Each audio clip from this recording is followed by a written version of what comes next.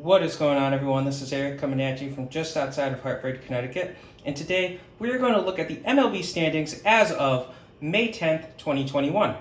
So we'll start off with the AL East. And right now, Boston has a commanding lead in this division with a 22-13 record. The Yankees sit behind them at 18-16. The Rays are technically tied with them at 19-17, but they play 2 more games. The Blue Jays are at 17-16. And then the Orioles sit in last with a 15-19 record. This division's interesting. Nobody really expected Boston to be doing this good right now, but Boston's offense is rolling right now. They are on fire. They have, in the past week, they scored 49 runs over the week. So that's very impressive. Boston's offense is there, and if they can figure out their couple weak spots, they're going to be in a really good spot. The pitching still is a little suspect, but the offense is there. The Yankees are kind of turning it around. They did have a rough start to the season. They are kind of getting more performance out of their hitters now. Of course, Aaron Judge missed a few games this week, but the Yankees still have they have a lot of high salaries. They finally got their first homer of the season out of Gleyber Torres over the weekend too. So they need their performers, they need their big guys to start performing soon. Otherwise, they're risking being one of the worst teams in the league, which you can't be with that payroll. The Rays are in an interesting position too. Now, we all expected the Rays to kind of regress, especially after trading away one of their best players, with Blake Snell before the season. But they're borderline right now, just above 500. They're still doing decent, but their offense isn't producing as much as you'd hope. So the Rays kind of have some problems. I know Brandon Lowe was he overexceeded last year, but this year he's really not looking good. So we'll have to see what happens with this team. There's a lot of potential problems for the Rays. Next, you have the Toronto Blue Jays. Blue Jays are kind of in a position where they've had a lot of injuries since, George Springer's barely played for the team. He started the year on the IL. He's back on the IL now. So hopefully he's back soon. But other than that, Kevin Biggio has been performing for this team. So there's still a lot of problems with Toronto. The pitching staff, they just got Pearson back. He, of course, got shelled yesterday. And Hyunjin Ryu missed a start. He was on the IL, so they've had their share of injuries. Baltimore's doing what you'd expect. They're not an elite team. It's nice to have Trey Mancini back, I'm sure. It's nice that Cedric Mullins is still producing as looking like one of the best outfielders in the league right now. So they have some bright pieces. Michael Franco's doing well for them. John Means, of course, just threw a no-hitter for them last week. So this team has key pieces, and they look like they're going to be ready to go, but it's not going to be in 2021 where they finally make the playoffs once more. Give them a couple more years. Now we go to the AL Central. Now the AL Central is led by the White Sox with a 19-13 record. Cleveland right with them as well with win percentage, or just behind them, I should say, one game behind them with an 18-14 record. Kansas City is at 16-17 now. Minnesota surprisingly sits at 12-20, and Detroit 10-24. So Chicago's been good. Chicago's offense is there. Chicago is producing. They kind of started off a little slow this season, but they have at least rebounded well lately. I do like this team. Now, they haven't had amazing success out of everybody, but of course, Carlos Rodon threw a no-hitter earlier in the season. I don't remember if it was when we did our first standing update, but I do have to mention that. This team is just led by its pitching more than its offense, but the offense is still there. Giolito's doing good as well for this team. He's their ace. So Chicago has a lot of positives. Michael Kopech's looking like he's going to get stretched out. They got Lance Lynn back. So this team is looking good to go. Really good. Cleveland is a team that's led by its pitching. Its offense isn't doing that great. Aaron Civale is kind of outproducing Shane Bieber to an extent. I have to look at the exact numbers to be able to see if I can back that up 100%. But, Civale and Bieber are both looking like aces. So that's a very good thing for Cleveland. The problem is, outside of Jose Ramirez, this team isn't looking that good. I know they had Lowe. He had a hot start to the year, but he has regressed back to the normal that we expected him to be. So Cleveland, you have some bright spots, but you're still a while away from being a real competitor. So yeah, Kansas City started off this season on a tear. They were red hot. They were leading the division. They have regressed of late. No surprises there. Kansas City's in a place where at least they're still in a competitive position. They're in third place in this division. That's better than I expected them to be, especially at this point. And especially since Adalberto Mondesi has yet to play for them. When he comes back, this team is going to be that much more lethal. Minnesota has been one of the biggest disappointments up to this point. Here we are. I know it's mid-May, but 12-20. I don't know what's going on with them. They have had some postponements early on, but this team just hasn't looked that good. Yeah, Barrios has been his normal self, but outside of him, the pitching staff hasn't been great. The offense has been underachieving. Josh Donaldson hasn't had a lot of homers this year. Nelson Cruz started off the year hot, but he has cooled off since. So it's going to be very interesting to see what happens with this team. Detroit, Detroit, you guys knew you were in a rebuild. You knew 2021 was going to be a tough year for you. I don't have any real names I want to mention for this team. It's just good luck. Focus on next year. Hope that you get another top pick in your system. And enjoy Torkelson while you see him playing in the minors. We actually have a minor league season this year. So now we go to the AL West. And Oakland sits on top with a 21-15 record. Houston right behind them at 18-16. Seattle half a game behind them at 18-17. Texas a half game behind them at 18-18. And then the Angels sit at 15-18. Oakland. Oakland started off, they had a really amazing stretch this year. So, yeah, they started off 0-6, so they were not looking good. But they have just been elite since then. They have been dominant. It's insane to me. This team is a very good team. Now, the pitching has been subpar. Of course, Jesus Luzardo broke his pinky in a gaming accident. Yeah, we all know what that means. He slammed his fist on the table after losing a game. But, it is what it is. He hasn't been great this year. The pitching hasn't been great. The offense hasn't been great. But they've been getting clutch hits at the right time. The pitching's been doing just what you hoped it would do. So, this team, while it's not doing amazing, it's definitely in position to be where they are. Don't be shocked, though, if Houston passes them, because Houston is another team that's getting better. Now, they had some of their starters miss some time due to a certain viral illness. They have since come back. They had some slow starts. Kyle Tucker was notoriously bad to open up the season, so we'll have to see what happens if he can rebound. Same with Alex Bregman, same with Carlos Correa, but the pitching is at least showing up for this team. Seattle is surprisingly hanging above 500. This team is showing me that they're at least good. I mean, they're not going to be, I don't see them as a playoff team still.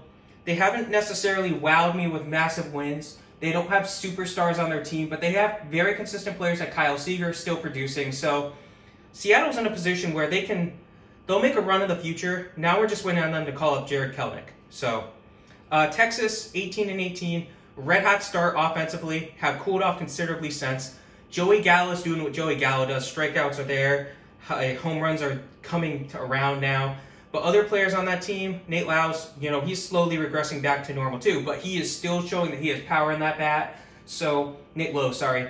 But this team, Texas, I don't trust the pitching that much. Yeah, they do have some good performers like Kyle Gibson. He had a rough first start of the season, but he has been very good since then. So, it's going to be interesting to see how many of these guys end the year in Texas. Lastly, in last place are the Angels. This is surprising. The Angels should not be in last place in this division. Shohei Ohtani is having one heck of a year. At least last I saw, he was tied for the league lead in home runs.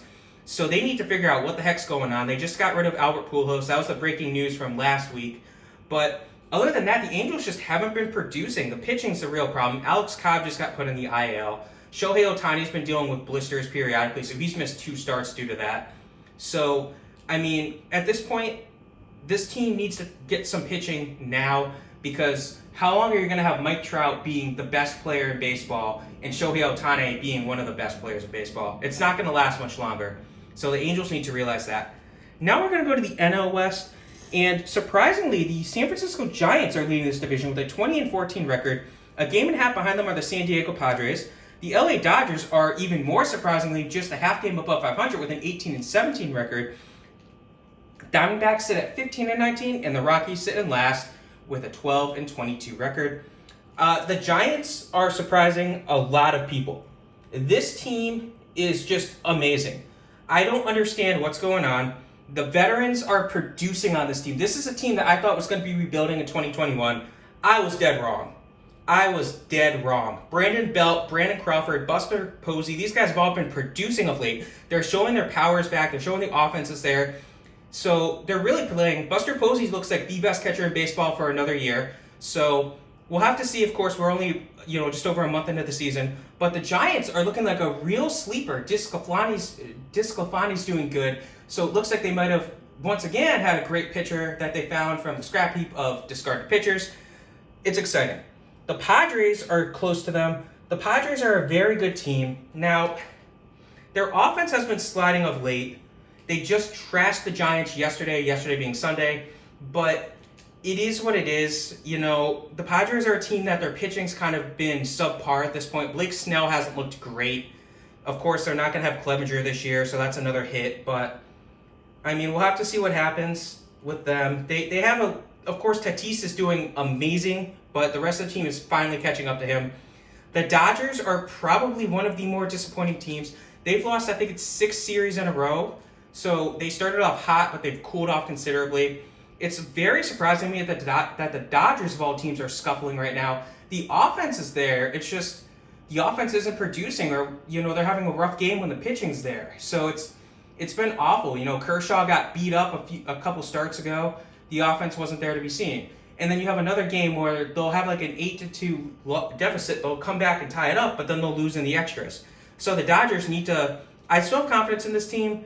I don't think they're going to be panicking yet, but they are getting close. It's too early to panic. Arizona, Madison Bumgarner's look great. Every time I trash Madison Bumgarner, he's trying to prove me wrong. I'm excited for Arizona, but the offense still isn't exciting enough for me. I do like Bumgarner, though. He has proven me wrong. Colorado, just at this point, Colorado, I'm sorry. You guys are done. How long are you going to trade Trevor Story, or are you just going to lose him in free agency? That's the real question for the Rockies. And the other question I have is, how long are you going to roll with Blackmon in the offense?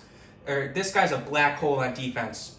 Next, we have the NL Central, led by the Cardinals with a 21-14 record. Milwaukee sits at 19-16. Chicago sits at 17-17. Cincinnati, 15-16. And Pittsburgh, 14-19. St. Louis has been producing of late. Their offense is starting to play well. So we're finally seeing Arenado do well. We're seeing, Goldschmidt do well. So the offense is doing good. The defense is still some of the best. Paul DeYoung's actually still producing for this team too. Now, the problem with this team is it's not the best pitching-wise. Jack Flaherty is doing amazing, but outside of Jack Flaherty, this team isn't the best pitching-wise. So the real question is how far can they go in the playoffs? But Yadier Molina, I missed him too with the offense. The offense is rolling. The pitching is doing its job. So this team should be competitive. Milwaukee, I'm surprised Milwaukee's doing this good. Christian Yelich has played only a handful of games for this team this year. He missed the start of the season. Then he played the series against the Phillies before going back on the injured list. Now, he hit a homer when he came back, so that was nice. Lorenzo Cain's missed a lot of time, too, due to injury. So they need some help in their outfield, but I don't know if they're necessarily going to be willing to trade for it. Chicago, the veterans are showing up. Rizzo, Contreras, they're showing up. But Chris Bryant is just killing it this year. Javier Baez is doing good this year. So... the problem for the Cubs is both those players are free agents this offseason, so it's not the best time for these guys to be producing. Now, offensively, they're good. Defensively, they're okay. Pitching-wise, they're only okay. I don't know if this team has the ability to make a run. The Reds, oh boy, the Reds are a good team. I like the Reds, what they bring to the table, but they have cooled off considerably. Castellanos looked like the best player in baseball to open the season. He has regressed a bit back to the normal this year. Other players, same exact thing. But the Reds, they're playing about where they should be. Just imagine if they still had Trevor Bauer, and if Sonny Gray had started the season on the team, if he wasn't hurt, they'd be that much better. So, it'd be nice. Pittsburgh, their offense is doing surprising things. Their offense will randomly show up and just kick butt in a series. They'll kill you. They'll put up 20 runs in a series, but then they completely disappear the next series, and their pitching doesn't show up. So, Pittsburgh, good luck. And the problem for them is their ace, Ke'Bryan Hayes. Their best player, I should say, Ke'Bryan Hayes. He just got transferred to the 60-day IL, so don't expect them to climb out of this mountain. Lastly, we have the NL East, where the Mets have a 16-13 record in first place. Phillies are at 18-17. Atlanta sits behind them at 17-17. Miami, 15-18. Washington, 13-17. The Mets are starting to come around. The real question is, when will their key offseason acquisition, start to heat up. Lindor has not been great this year, but the pitching has been showing up. Unfortunately for them, DeGrom just got put on the IL, so that's going to hurt them. So hopefully he's back after only missing a single start. We'll have to see. Steven Matz started off the year hot, but he has cooled down a bit since then. We'll have to see what happens. The Phillies have had some problems with injuries on offense. So, I mean, there's excuses there, but I'm not going to use them. The Phillies they have too much money involved on this team to be 18-17. They need to figure out what's going on with their bullpen, that's for sure. But Bryce Harper hasn't been electric. He hasn't been as dominant as you'd hope. Didi Gregorius has been as expected, but he's missed time. Gene Segura has been as expected, but he's missed time. JT Realmuto has been doing great, but Rhys Hoskins and Alec Bohm need to figure out what they're doing. McCutchen has turned it around for them. The pitching, not there yet. Zach Wheeler's been pitching gems, but Aaron Nola hasn't been as good as you'd expect. Atlanta has been doing good. Of course, right now, we don't know how long Ronald Acuna Jr. is going to be out. He took a hit by a pitch in Saturday's game against the Phillies, but he's been the best player in baseball, I'd say, up to this point in the season. So you hope he's not out for much longer, if at all. I hope he's back tomorrow. But Atlanta playing 500 ball. I mean, they've dealt with injuries too. Max Fried has not looked great.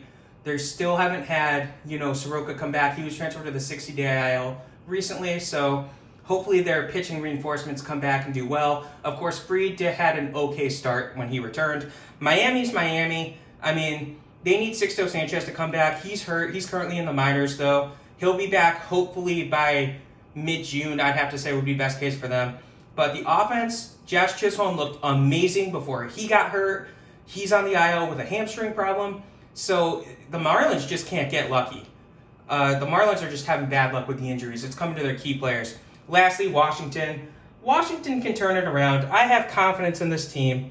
They're younger. They have Juan Soto, who's been dealing with injuries. They have other players who have been dealing with injuries.